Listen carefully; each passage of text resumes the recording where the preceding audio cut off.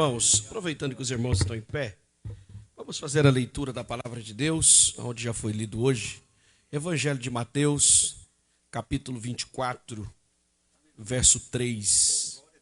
Só quero fazer a leitura desse texto, depois vamos dialogando com o texto da palavra de Deus. Evangelho de Mateus, capítulo 24, verso 3. Tem uma palavra para nós, uma pergunta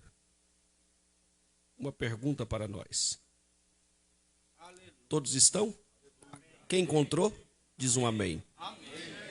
Então diz a palavra de Deus: e estando assentado no Monte das Oliveiras, chegaram-se a ele os seus discípulos, em particular, dizendo: dize-nos, quando serão essas coisas e que sinal haverá da tua vinda e do tempo do fim do mundo? Só essa pergunta está bem na parte final do versículo. Os discípulos disseram: dize-nos, quando serão essas coisas e que sinal haverá da tua vinda e do fim do mundo? Tome o teu assento, meus irmãos, por favor. Povo de Deus, eu quero, nessa oportunidade, de primeira mão, a priori, louvar a Deus por esse privilégio, agradecer ao Senhor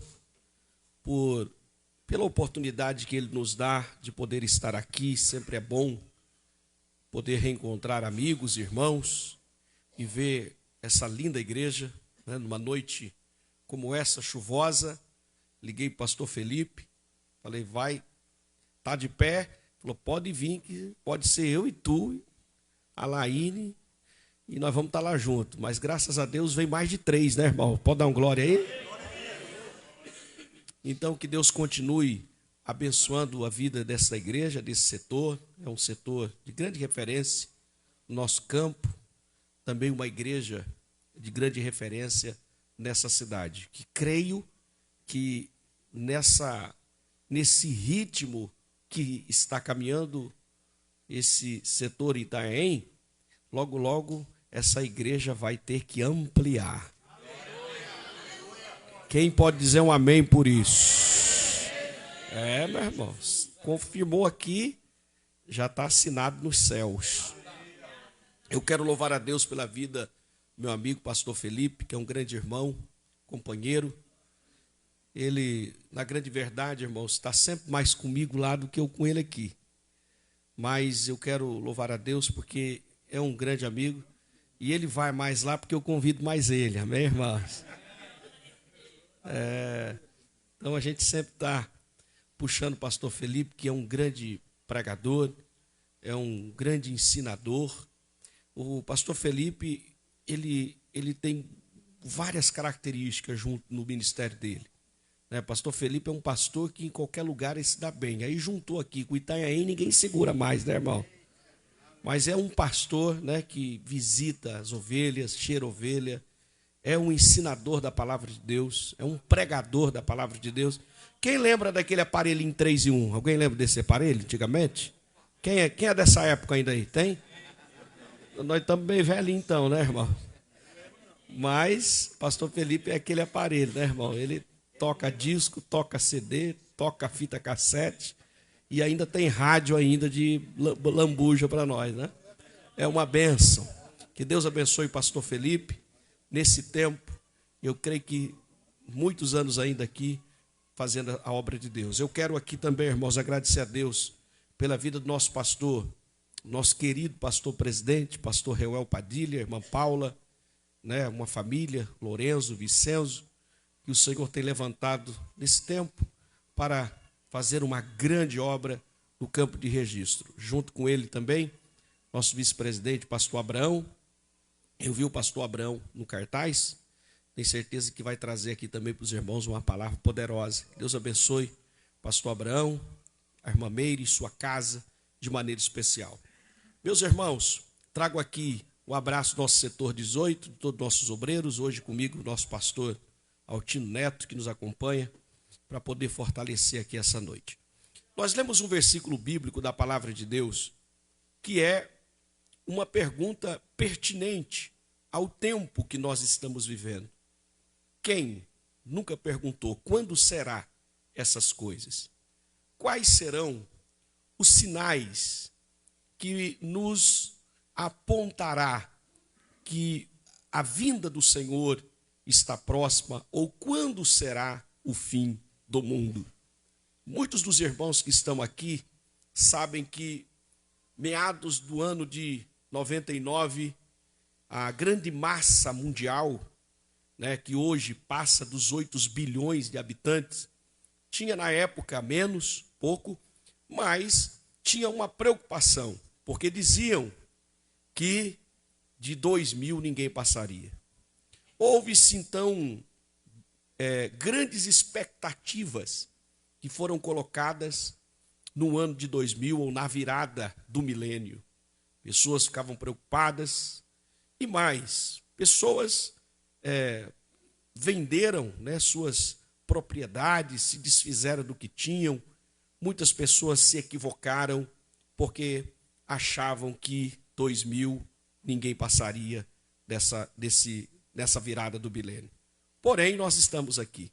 O Senhor Jesus, ele próprio disse que apenas o Pai, ele sabe o dia e a hora. Ele não quis revelar, na grande verdade, isso, porque nós, como igreja do Senhor Jesus, precisamos caminhar confiando nas promessas dele. E a maior promessa é a volta do Senhor Jesus. O que basta para nós não é sabermos dia e nem hora, mas é confiar no autor e no consumador da nossa fé. Se ele diz que volta, acredite, ele voltará para buscar a sua igreja.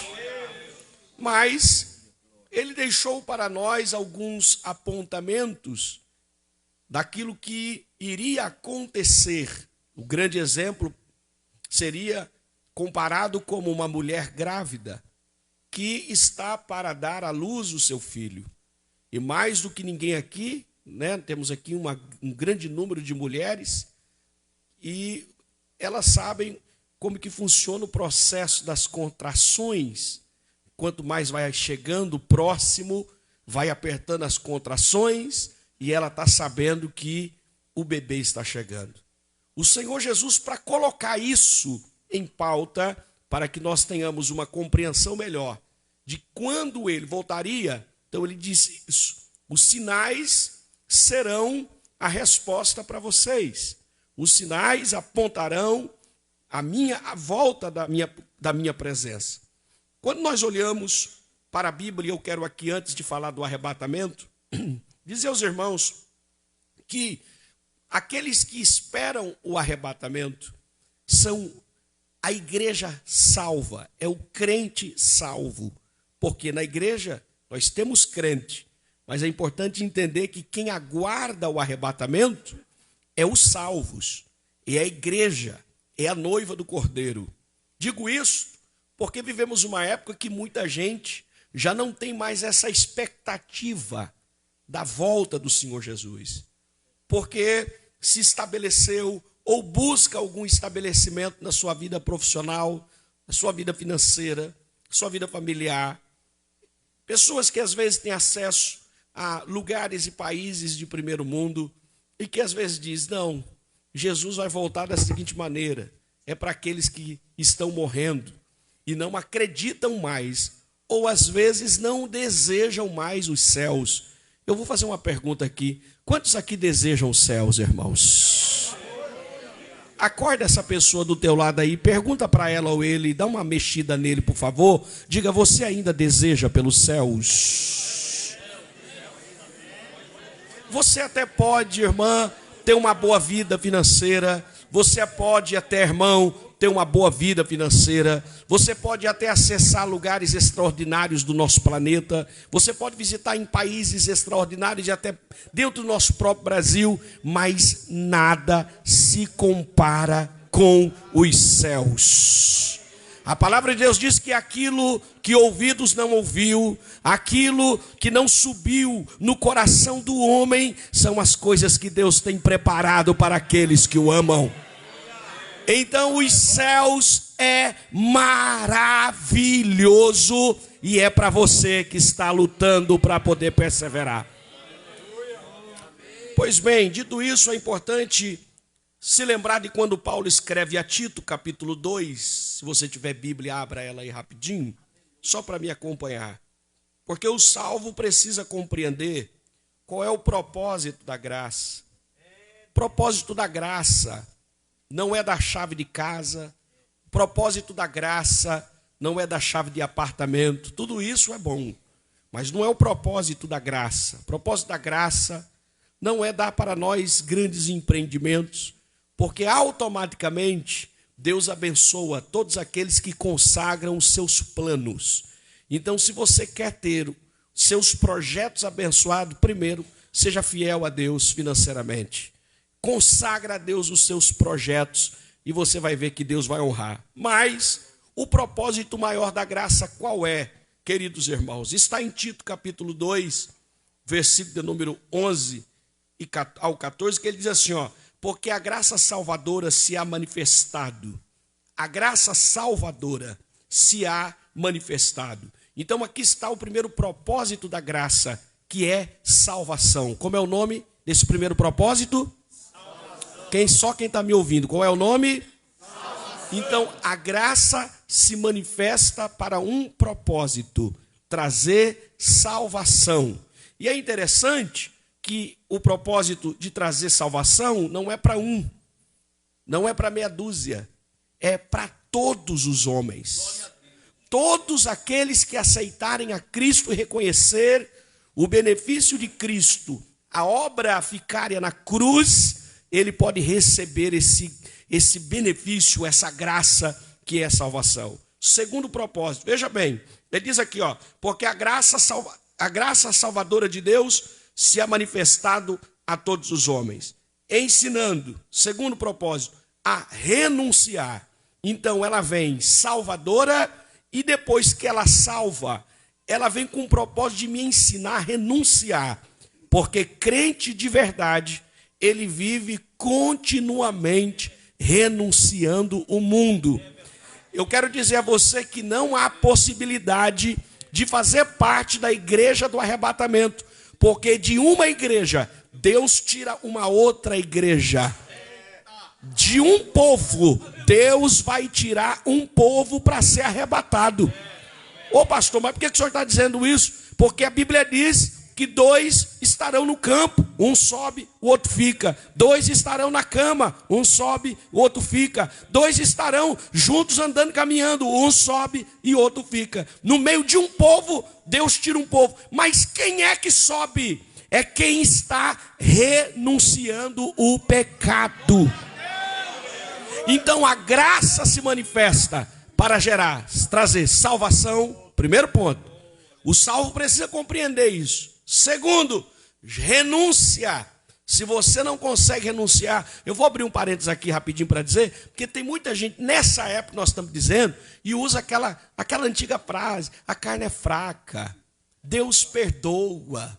Não, pode pecar que Deus vai perdoar. Eu não preciso confessar o meu pecado. Tomam ceia no pecado. Vivem uma vida errada. Irmã, em nome de Jesus, meu irmão, não vá por essa conversa. O pecado no passado continua sendo pecado no presente. Mentira há 10 anos, 20, 30, 40, 50, continua sendo pecado aqui nesse ano que nós estamos vivendo, 2025. Prostituição no ano de 1960 ainda é pecado e no 2025. Pecado é pecado e nos céus só vai uma igreja que renuncia. Então a graça, ela vem com o propósito de gerar salvação. Segundo, renúncia, ensinando a renunciar. Renunciar o quê? Impiedade e as concupiscências mundanas. Mas ela também tem um segundo propósito. Além de salvação, além de renúncia, ela vem para gerar um modo de vida aprovado. Diga alto comigo, diga assim: a igreja do arrebatamento tem um modo de vida aprovado. Quem acredita nisso? E eu não estou dizendo que... Porque tem muita gente que aqui dentro é fácil ser crente. Porque aqui eu coloco minha gravata. Aqui eu coloco meu terno. E esse terno aqui eu ganhei do pastor presidente, meu irmão. Tive que cortar no meio porque era muito grande, viu? Mas aqui é fácil, irmão. A gente pode imitar o pastor Felipe. Olha o cabelo dele que bonitinho, que está de ladinho, ajeitadinho, né? Aqui é fácil a gente ser. Agora, modo de vida não é aqui, é lá fora. Dá uma provocada em alguém do lado aí. Diga assim, como as pessoas lá fora te conhecem, vai. Provoca aí, irmão, provoca aí, provoca. Eu sei que é difícil.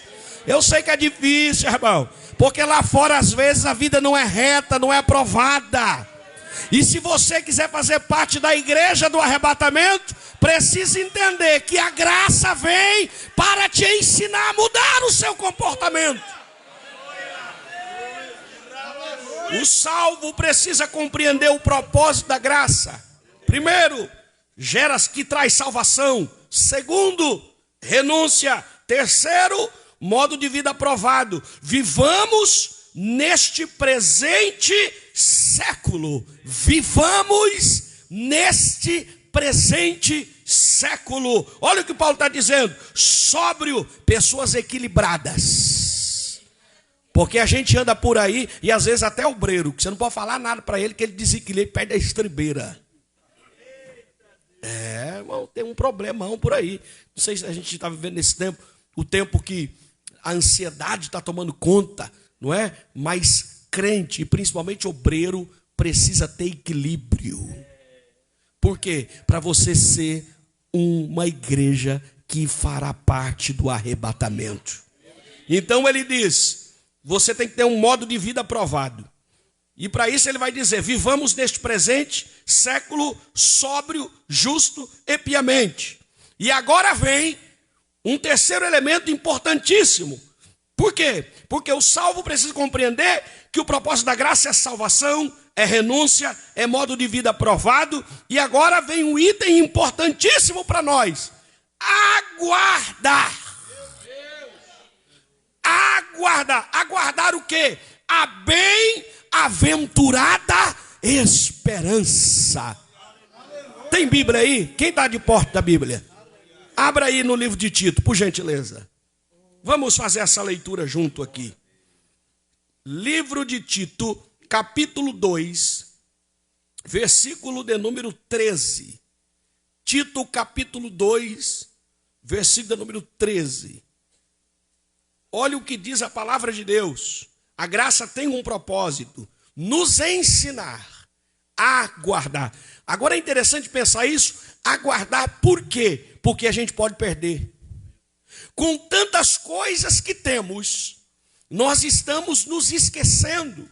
A vida corrida, o trabalho, os compromissos, as aflições, as adversidades, as fraquezas, as intempéries da vida, às vezes nos leva a esquecer, porque achamos que nós vamos ficar aqui e por aqui as coisas vão se findar. Mas não! Olha o que é que Paulo escreve a Tito, dizendo, a graça nos ensina a guardar a bem-aventurada esperança. E qual é essa bem-aventurada esperança? E o aparecimento da glória do grande Deus e nosso Salvador Jesus Cristo. Oh, a igreja do arrebatamento é uma igreja que persevera diariamente. É uma igreja que se guarda diariamente. Mas por quê, pastor? Porque todo dia ela está dizendo, o Senhor pode voltar, o Senhor pode voltar, o Senhor pode voltar. Não mente hoje, não mente amanhã. Não peca hoje, não peca amanhã. Aí alguém pergunta, por que não? Porque você está perseverando dizendo, ele pode voltar a qualquer momento. E se ele voltar a qualquer momento, a minha lamparina precisa ter azeite de reserva. Oh, aleluia, quem tem esperança da volta dele? Há muitos anos atrás, eu ainda, não vou dizer que é pequeno, porque pequeno ainda sou, Mas eu era um garotinho, a gente evangelizando na rua, encontrei uma mulher no bairro que nós estávamos, uma conhecida nossa, bairro na minha cidade, em Ourinhos, e aquela mulher falou assim: vocês estão falando de Jesus, nós não tem outro nome melhor para falar, mas a minha bisavó falava que ele voltava, não voltou e morreu. A minha mãe falava que ele ia voltar, não voltou e morreu. E agora eu vejo vocês aqui falando a mesma conversa. Eu disse: se a gente morrer, a gente está guardando a bem-aventurada esperança. Porque ele vai aparecer, ele vai chegar para buscar a sua igreja. Então a graça, ela nos apresenta isso. Quando nós olhamos para a Bíblia Sagrada, como um crente salvo em Jesus, precisamos compreender que estamos no tempo do fim. E para falar que nós estamos no tempo do fim, a mensagem central é o arrebatamento da igreja. A nossa maior preocupação dentro das Escrituras Sagradas, ainda que tenhamos muitos debates referente a isso, alguns acreditam que o Senhor volta antes da grande tribulação, que são os pré-tribulacionistas. Aqueles que acreditam que o Senhor virá no meio, e outros acreditam que o Senhor virá depois. Mas o que importa, na grande verdade, pois nós somos pré-tribulacionistas e aguardamos o Senhor antes da grande tribulação, é guardar essa mensagem central. Mas a pergunta que eu lhe faço é: o que significa a palavra arrebatamento? Que palavra é essa? Uma palavra que vem de um termo grego chamado harpazo, que significa captura, que significa rápido, que significa alguém que tira com grande força. Quando nós olhamos para a Bíblia, lembramos de quando os anjos foram até Sodoma para poder tirar Ló de lá. E você vai ver no texto que os anjos precisam arrancar ele com força de dentro da cidade. É um tipo daquilo que vai acontecer com a igreja. A igreja será raptada. A igreja será tomada. Quando você pensar em arrebatamento, pense nisso. A igreja será tomada pelo Senhor e será levada às alturas nos céus. O arrebatamento, ele é anunciado na Bíblia, em passagens como lemos aqui em Mateus capítulo 24, Lucas 19, temos 1 Tessalonicenses capítulo 4, temos 1ª carta de Paulo a Coríntios capítulo 15 e dentre outras. O que acontece no arrebatamento? O que é que vai acontecer quando o grande arrebatamento suceder? É simples. Paulo nos ensina que haverá um toque de uma grande trombeta, vai acordar os mortos que estão dormindo. E os mortos acordando serão o quê? Ressuscitados. Diga comigo: os mortos que dormem no Senhor serão ressuscitados. E nós que estivermos vivos seremos transformados. Diga: eu serei transformados. E o texto bíblico diz que nós subiremos juntos. Este é como acontecerá o arrebatamento da igreja. O Senhor vem para buscar o seu povo. Voz de arcanjo, trombeta de Deus, acorda os mortos, os ossos se juntam. Eu fico pensando como que seria esse acontecimento. Você já imaginou isso? Os ossos se juntando um no outro, os tendões, os nervos, a carne, a pele. Um exemplo, Ezequiel 37. E as coisas vão se juntando, os mortos vão levantando da sua tumba, as águas terão que dar os seus mortos daqueles que morreram. Por exemplo, no Titanic, tinha um grande pregador da palavra de Deus que sabia que ia morrer. Entregou o seu filho para uma pessoa que estava no bote e disse: leva, filha, vai, porque em breve nós nos encontraremos. ele pregava o evangelho, e eu fico pensando nesse acontecimento, os mortos ressuscitando, os mortos se levantando, os ossos se levantando, e a igreja do Senhor Jesus sendo transformada num piscar de olhos. A Bíblia diz que o corruptível se transformará na incorruptibilidade, e subirão juntos para viver para sempre com o Senhor. Oh, que acontecimento maravilhoso! Eu venho aqui essa noite como homem de Deus para aguçar o seu sentimento pelos céus e dizer que aqui nessa terra, irmão, nada vale a pena, não vale a pena desistir, não vale a pena recuar, porque esse acontecimento está prestes a acontecer. Quais são os sinais disso? Porque nós estamos vivendo os últimos tempos, estamos vivendo os últimos momentos da igreja. E nós temos alguns indícios e alguns sinais desse acontecimento. Talvez alguém que possa nos assistir, talvez alguém que possa nos ouvir dizer, mas que doideira.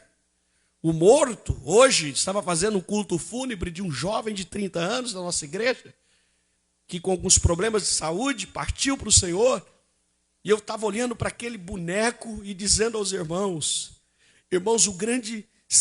a grande mensagem central do evangelho é que esse boneco vai até se desfazer de repente lá na sepultura, mas daqui a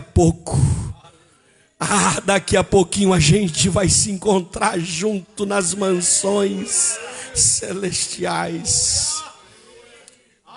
Quais são os sinais desse acontecimento? É isso que eu quero que você pense. Mas pastor, quais são os sinais? Encontramos sinais da volta do Senhor Jesus, do arrebatamento da igreja.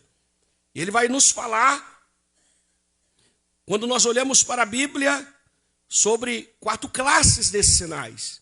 Primeiro, o que antecede o arrebatamento é o final dos tempos.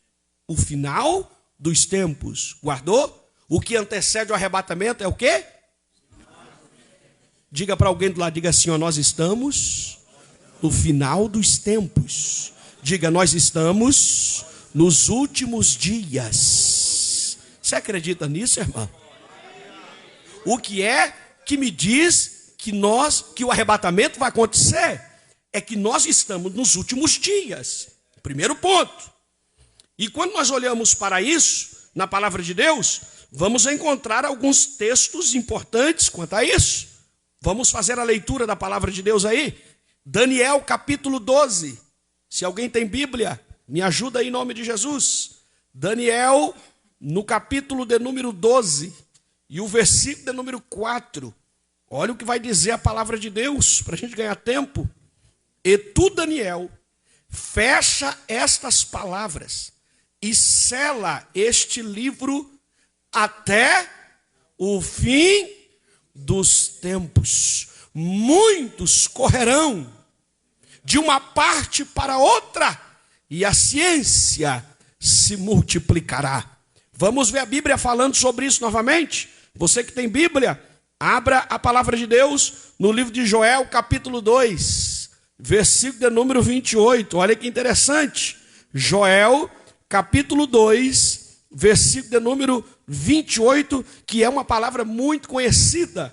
É um texto conhecido por todos nós. 2:28. O que é que me diz que o Senhor Jesus vai voltar? É os últimos dias. É uma palavra escrita como finais dos tempos. E onde é que está isso? Joel 2:28 nos diz: e há de ser que depois derramarei do meu espírito sobre toda a carne, e vossos filhos e vossas filhas profetizarão, e os vossos velhos terão sonhos, e os vossos jovens terão visões. Nos últimos dias, Pedro estava pregando para poder defender essa tese, e ele diz, e hoje se cumpre, que nos últimos dias, o Senhor derramaria do seu espírito sobre toda a carne, e aqui se cumpre essa palavra. O que eu quero dizer é que quando eu vejo um crente cheio do Espírito Santo, quando eu vejo um crente falando em novas línguas, eu olho e me desperto Por quê, pastor? Porque ali está um sinal que nós estamos nos finais dos dias e que Jesus Cristo voltará. Talvez alguém pode olhar e dizer, não, é normal, é que nós somos pentecostais. Não, meu irmão, é um sinal que o Senhor derramaria nos últimos dias do seu Espírito, para dizer que Ele volta para buscar a sua igreja. Aleluia. Quando olhamos para a Bíblia, nós encontramos um outro sinal no próprio livro de Daniel que lemos. Primeiro é que nós estamos nos últimos dias. O que é que retrata os últimos dias? O que é que retrata o tempo do fim? O tempo do fim me aponta que o arrebatamento está prestes a acontecer. E Daniel, ele vai dizer exatamente isso. Outro sinal que ele vai apontar: as pessoas correndo atrás de conhecimento. Daniel 12:4 que lemos. Pessoas correndo de uma parte para outra. Escute, para falar do arrebatamento, é importante entender o que aponta a volta, que o arrebatamento fala da volta de Jesus. Mas quais são as provas e as evidências, os sinais que me dizem isso? Os últimos dias. E o que é que está retratado nos últimos dias? Primeiro, quando olhamos que nós estamos vivendo dias em que as profecias se cumprem no palco escatológico do mundo diante dos nossos olhos. Como isso? Pessoas que correm de uma parte para outra. Irmãos, quando nós olhamos para este cenário dos fins dos dias e nos motiva a guardar a bem-aventurada esperança, é que nós estamos vendo o cumprimento dessa palavra diante de nós. O original diz que as pessoas estão correndo, buscando conhecimento. Quando que nós pensamos que poderia sentar para estudar, fazer uma faculdade na modalidade AD? As pessoas estão sentadas aqui estudando faculdades nos Estados Unidos. As pessoas estão sentadas aqui e buscando conhecimento de outros lugares, de outras regiões, e correndo para cima e para baixo. Você anda, você vê pessoas em movimento, buscando conhecimento. Isso é sinal dos últimos dias, é sinal dos final do tempo, e isso está dizendo, o arrebatamento vai acontecer. Sinais que antecedem o arrebatamento são os últimos dias. O que me retrata os últimos dias? Pessoas correndo atrás de conhecimento. Segundo, a multiplicação da ciência. A multiplicação do conhecimento científico é um sinal que nós estamos nos últimos dias. Quem está me ouvindo? Diga comigo, diga assim, ó, a multiplicação da ciência me aponta que estamos no fim. Quando nós olhamos para o mundo tecnológico, encontramos a robótica, encontramos a internet que temos aqui agora sendo transmitido, computadores de alta tecnologia, máquinas industriais. Para quem vem do interior, sabe que uma máquina substituiu a mão de obra de mais de 100, 150 pessoas que trabalhavam no campo. Hoje o camarada entra dentro de uma máquina, só digita algumas coisas e a máquina faz sozinho. Os carros que são feitos pelas mãos de máquina precisa de uma pessoa só. Tecnologia sendo avançada, tudo de alta, de tecnologia de ponta. O que é isso, senhores e senhoras? É o final dos tempos, é a profecia que está se cumprindo. Hoje você chega numa casa e fala com o sistema de internet, acende a luz, acende, fecha a porta, fecha. Esses dias eu fui na casa de um irmão, ele falou assim, veja bem, pastor, fulano de tal, apaga a luz da área, pum, apagou. Fulano de tal, apaga a luz lá dos fundos, apagou. Fulano de tal, abre a porta, fecha a porta. E eu fiquei olhando aquilo, e ele disse, você viu, pastor, como que nós estamos hoje? Eu disse, vi. Isso está me apontando que nós estamos nos últimos dias na terra, e que me dá a garantia, a certeza, como meus pés pisam neste solo, de dizer aqui aos que estão presentes, aos que estão em casa, que Jesus Cristo voltará. Provoca alguém do teu lado e diga, Jesus volta. Estamos no fim. Quais são os sinais que antecipam a volta de Jesus?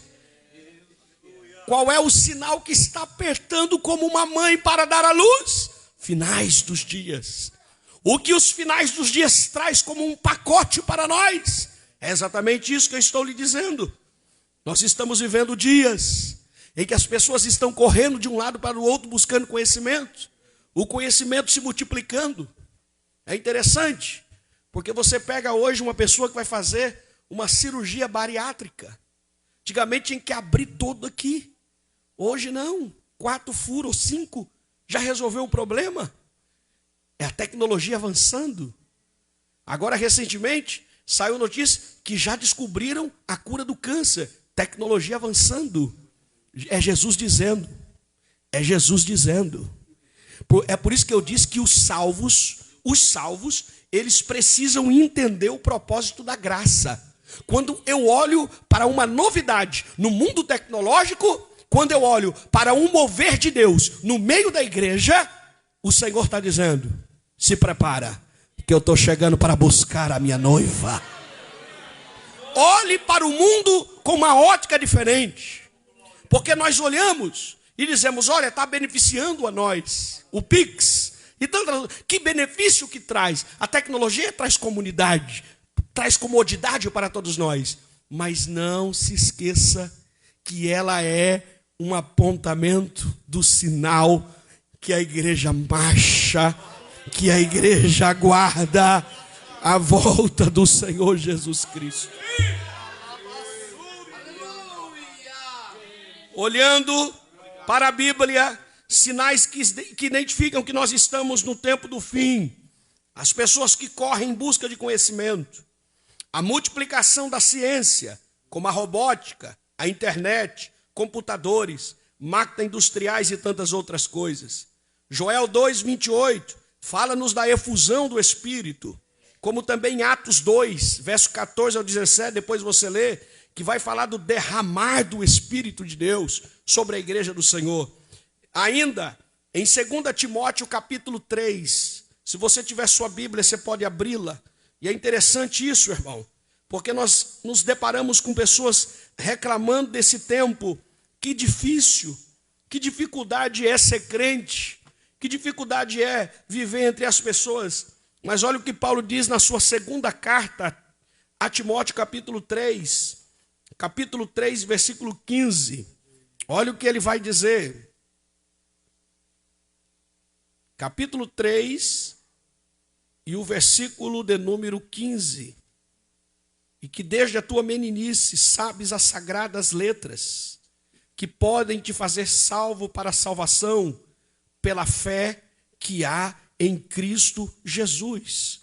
E toda a Escritura, ela é divinamente inspirada. Ainda na sua primeira carta, 3 e versículo 15.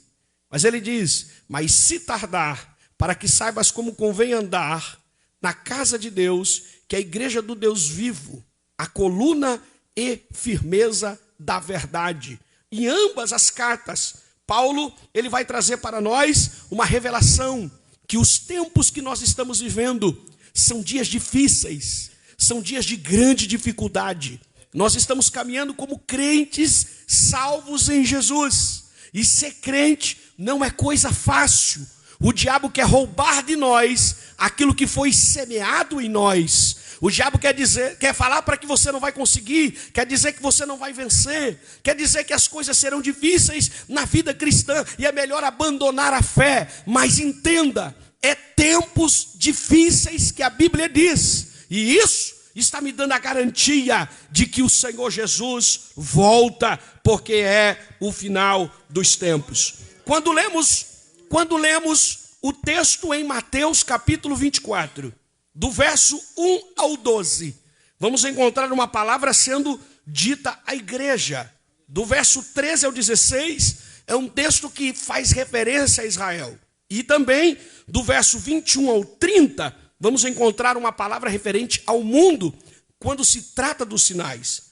Quando nós falamos destes sinais, que identificam os finais dos tempos, que nos fala da volta iminente do Senhor Jesus, nós dividimos esses sinais em 4 etapas. Primeiro, sinais eclesiológicos, sinais que são apenas para a igreja do Senhor Jesus. Entenda que o mundo não compreende nada das coisas que aqui acontecem. O mundo não compreende. São sinais para a igreja. Que sinais são esses da volta do Senhor Jesus para a igreja? Primeiro, falsos cristos. É isso que o Senhor vai dizer nesse capítulo 24. Vai aparecer pessoas se pronunciando, se identificando como Cristos. Esse dia eu estava fazendo um estudo na Austrália, tinha mais de 3.000 pessoas que diziam que eram Jesus, que se denominavam Jesus. Aqui no Brasil, tinha um que andava por aí dizendo que era aquele que veio para cumprir a missão que o Cristo de Israel não conseguiu cumprir. Você já ouviu falar muito dele. Mas entenda, é sinais que o mundo não entende. Apenas a igreja entende. Falsos cristos, sinais para a igreja, sinais eclesiológicos, falsos cristãos, perseguições, tempos difíceis, traições. Não existe um tempo tão difícil na igreja como hoje. Muitas pessoas que traem a liderança, traem a sua igreja, pessoas que promovem dissensões no nosso meio. E às vezes as pessoas falam como é difícil estar na igreja em comunidade. Mas isso é um sinal para a igreja que nós estamos nos últimos dias e que no meio dessa igreja tem uma igreja que está sendo preparada para encontrar com o Senhor Jesus. Sinais eclesiológicos para a igreja, falsos cristos, perseguições, derramamento do Espírito.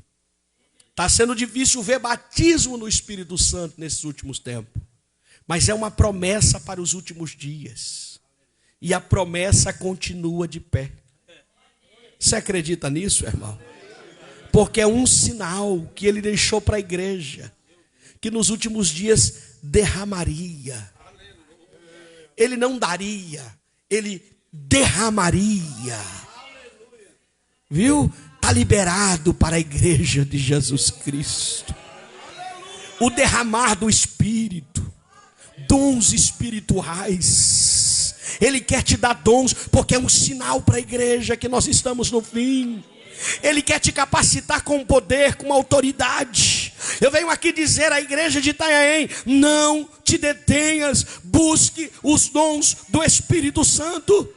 Porque é um sinal eclesiológico que o Senhor volta para buscar a igreja. Ele vai te capacitar, ele vai te encher, ele vai te renovar, ele vai te dar dons espirituais, ele vai te usar para libertar os oprimidos, para expulsar os demônios, para libertar aqueles que estão cativos. Ele vai te usar para levantar aqueles que estão caídos, porque é um sinal do derramamento do Espírito Santo. Quando o Espírito Santo é derramado, aquele que está dormindo acorda, aquele que está morto ressuscita, e a glória de Deus é manifestado na casa e na cidade aonde essa igreja chega.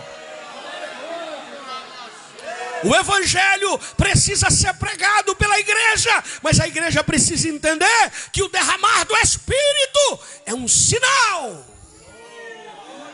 para a igreja. Quando você vê Jesus batizar no Espírito Santo, quando você vê Jesus usar pessoas em profecia, Jesus ainda usa crente, viu, irmão? Jesus ainda usa pessoas. Quando você vê pessoas colocarem as mãos sobre os enfermos e serem curados.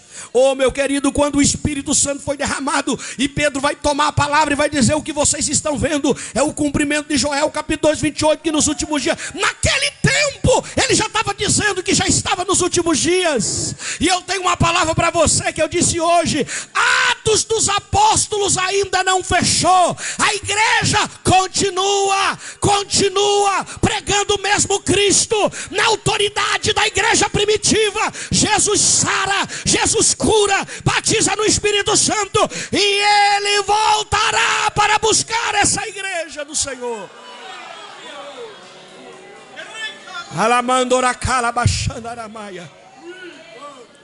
Sinais que antecedem a vinda de Jesus é os finais dos tempos. Segundo, Quando nós olhamos para a Bíblia, sinais eclesiológicos para a igreja. Uma igreja que tem o poder do Espírito Santo. Uma igreja que recebeu o derramar do Espírito, um crente. É simples. Vai para a história da Assembleia de Deus. Não chegou no Brasil uma multidão de caravana, como a gente anda aqui com uma turma, né? E vai para lá. Não, irmão. Só foi 2. Cheios do Espírito Santo. Cheio do Espírito Santo. A mensagem deles não era uma mensagem teológica, principalmente Daniel Berg, mas era uma mensagem simples. Jesus Cristo cura. Jesus Cristo salva. Jesus Cristo batiza no Espírito Santo. E Jesus Cristo voltará. Se espalhou para todo o território nacional a Igreja Evangélica Assembleia de Deus. Nós estamos em todo lugar, porque este é o sinal de que Jesus voltará. O derramar do Espírito. Segundo sinal, é o sinal que acontece no mundo geofísico. Eu vou concluir já já. Primeiro, vemos os sinais para a igreja. Vemos os sinais que apontam para os últimos dias da igreja na terra. E nós vamos centralizar isso. Estamos nos últimos dias. E dentro desses últimos dias, tem acontecido coisas. O aumento da ciência, as pessoas correndo em busca de conhecimento, o derramar do Espírito, os tempos terríveis e difíceis que nós estamos vivendo, perseguições a pastores, perseguições à igreja e tantas outras coisas. É o sinal que nós estamos nos últimos dias. É os sinais que antecedem a volta de Jesus. Segundo, sinais eclesiológicos para a igreja do Senhor Jesus, com a aparição de Cristos e de tantas coisas por aí.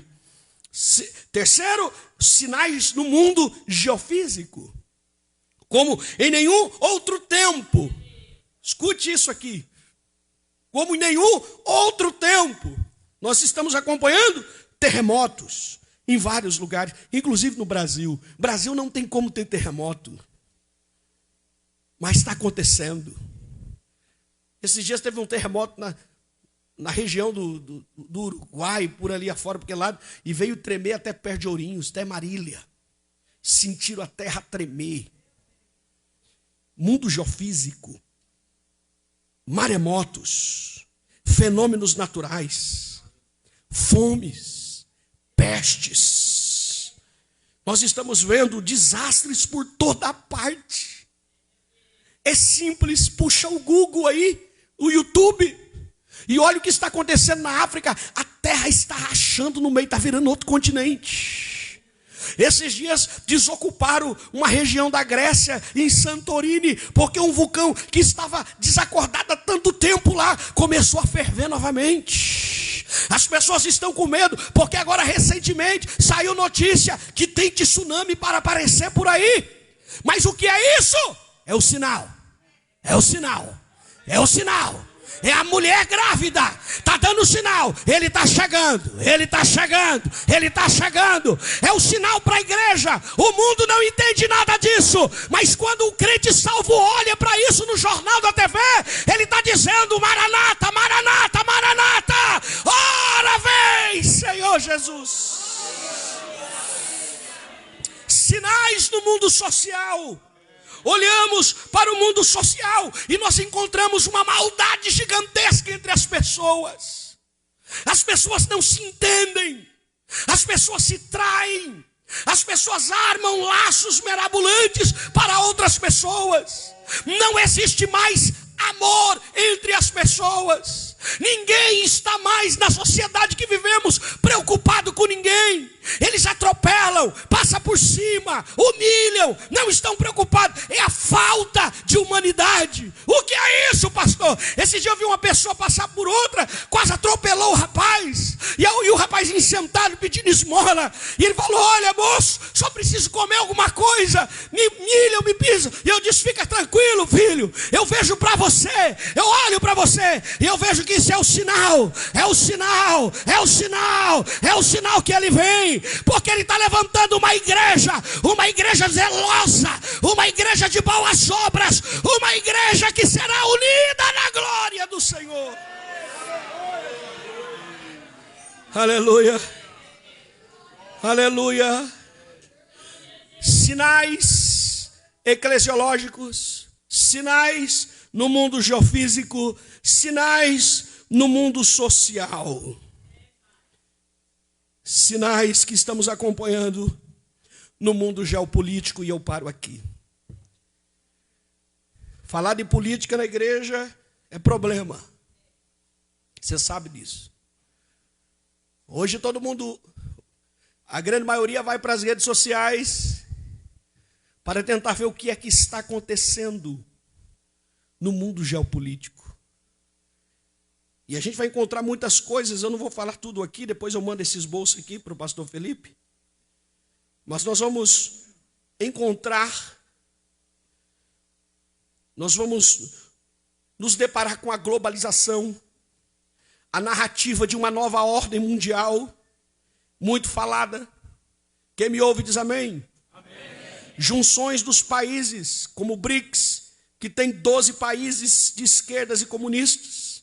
União Europeia, a OTAN, que compõe 32 países.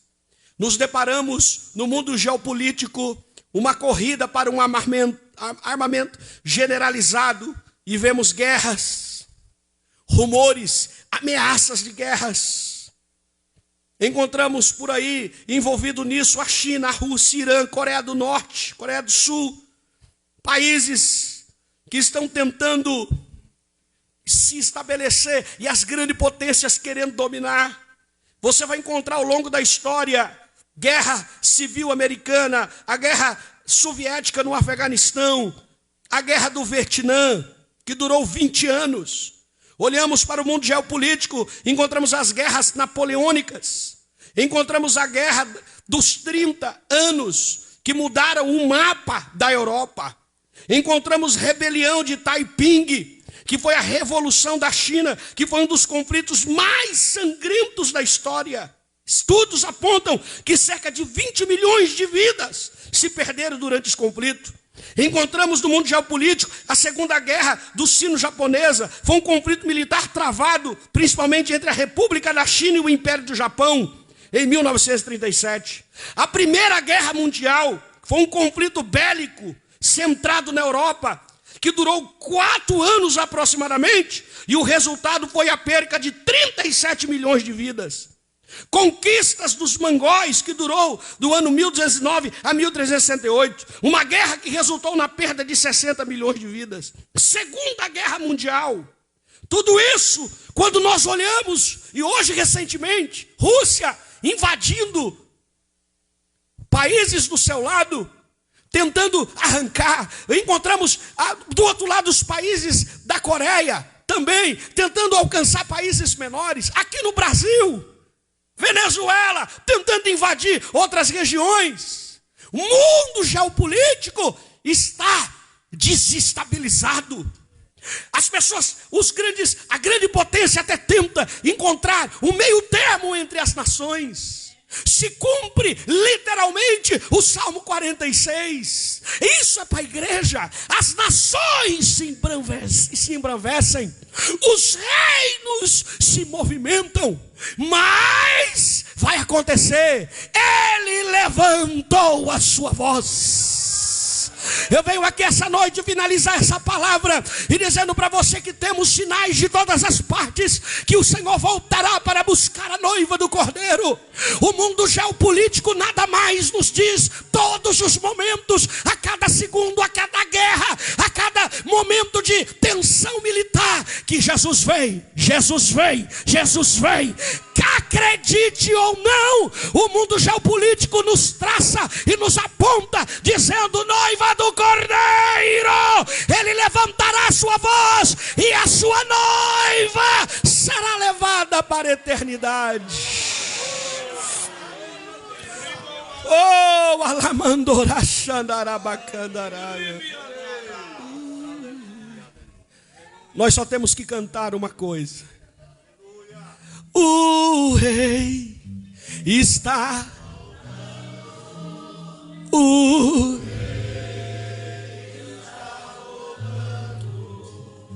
a trombeta está, o meu nome. Só a igreja do arrebatamento. O rei está voltando. Prepara-te para encontrar com ele.